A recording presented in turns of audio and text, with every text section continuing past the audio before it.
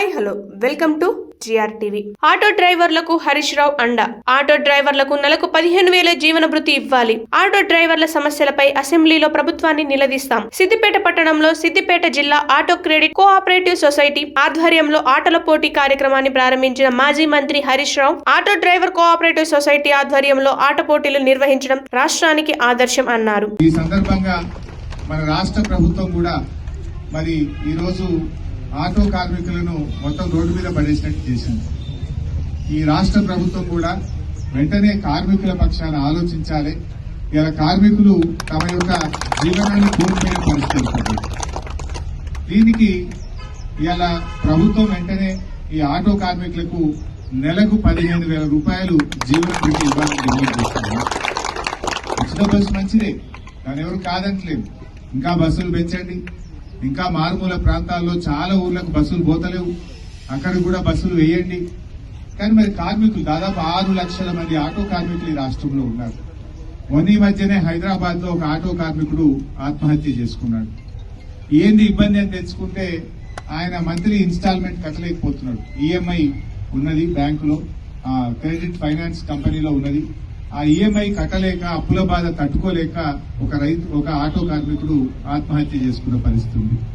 మరి ప్రభుత్వం ఒక మంచి పని చేస్తూ ఇంకొకరు ఉసురు పోసుకోవద్దు కదా, మరి వీళ్ళని కూడా కాపాడుకోవాల్సిన బాధ్యత ఉంది. ఇలా రాష్ట్ర వ్యాప్తంగా అప్పులు తెచ్చి రెక్కాడితే డొక్కాడని వాళ్ళు భూములు అమ్ముకోనో, ఫైనాన్స్ కంపెనీలో అప్పులు తెచ్చుకోనో, బయట వడ్డీ వ్యాపారుల దగ్గర అప్పులు తెచ్చుకోనో, బ్యాంకులలో అప్పులు తెచ్చుకొని ఆటోలు కొనుక్కొని తమ కాళ్ళ మీద తాము నిలబడే విధంగా వాళ్ళు ప్రయత్నం చేస్తా ఉన్నారు. మరి అటువంటి కార్మికులను కూడా కాపాడే బాధ్యత ప్రభుత్వం మీద ఉంది.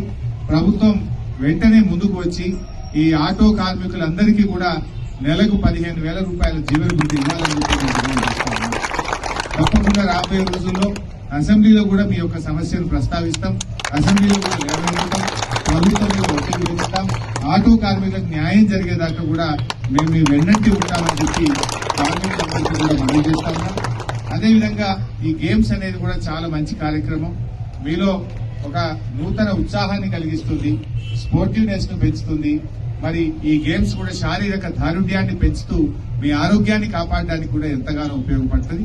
ఈ స్పోర్ట్స్ ఈవెంట్స్ లో అందరూ ఉత్సాహంగా పాల్గొని మరి మంచి క్రీడా ప్రతిభను చాటాలని చెప్పి కూడా ఈ సందర్భంగా కోరుకుంటూ, మన సిద్దిపేట స్పోర్ట్స్ కు ఒక నిలయంగా ఉంది. అన్ని రకాల గ్రౌండ్స్ ఉన్నాయి మన దగ్గర.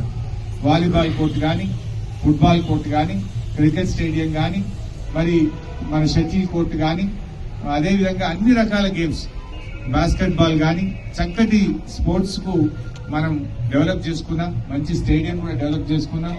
మీరు కూడా మీ ఆరోగ్యాన్ని కాపాడడానికి ఏమైనా టైం దొరికితే తప్పకుండా స్పోర్ట్స్ ఆడండి. లేదు ఉదయం పూటనో సాయంత్రమో ఎప్పుడు టైం దొరికితే అప్పుడు కొంచెం వాకింగ్ చేసి ఫిట్నెస్ ఇంప్రూవ్ చేసుకుని మీ ఆరోగ్యాన్ని కాపాడుకోవడం కోసం కూడా మీరు తప్పకుండా కొంత సమయాన్ని కేటాయించాలని చెప్పి కోరుకుంటూ మీ అందరికీ అభినందనలు. జై Telangana. Hi, this is Swathi. Like చేయండి, షేర్ చేయండి, కమెంట్ చేయండి అండ్ సబ్స్క్రైబ్ చేయండి జిఆర్టీవీ.